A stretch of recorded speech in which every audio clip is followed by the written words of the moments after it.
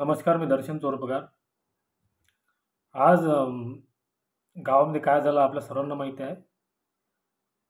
तर जात असताना आणि येत असताना मी तिथले त्या रस्त्याचे काही फुटेज काढले, व्हिडिओ काढले.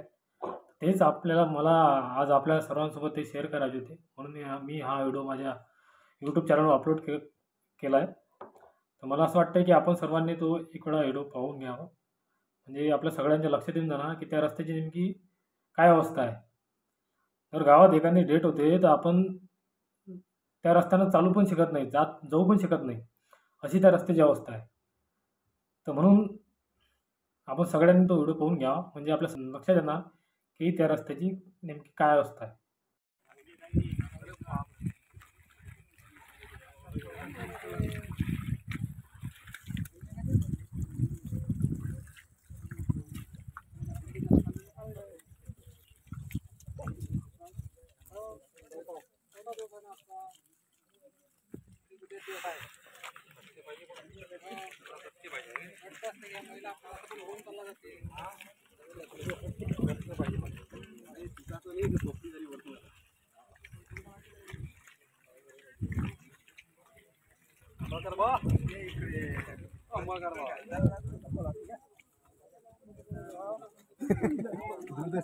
फोटो काढून घे.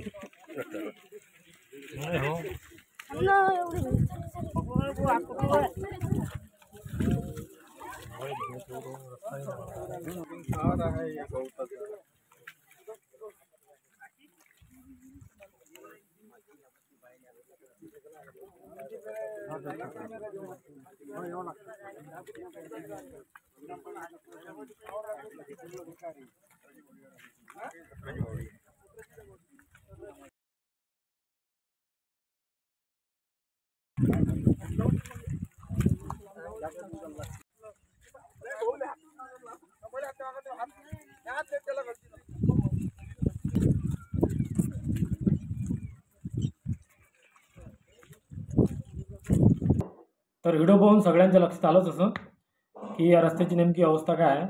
मी या रस्त्याबद्दल आधी पण बोललो आहे आणि आणखी पण एक रस्ता आहे त्या रस्त्याबद्दल पण आधी बोललो आहे.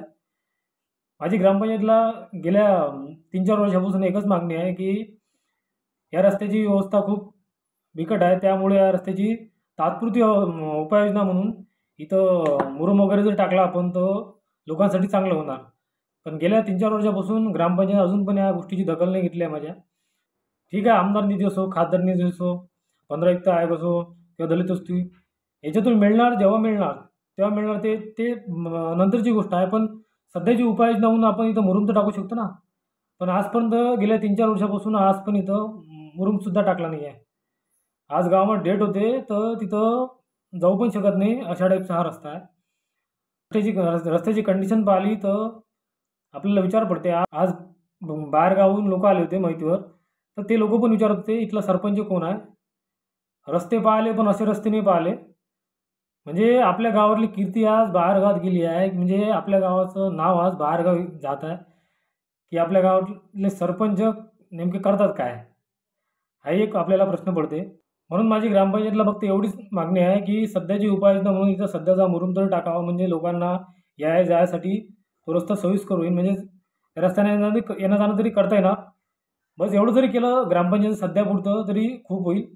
ते आमदार निधी असो, खासदार निधी असो, ते येणार तेव्हा येणार.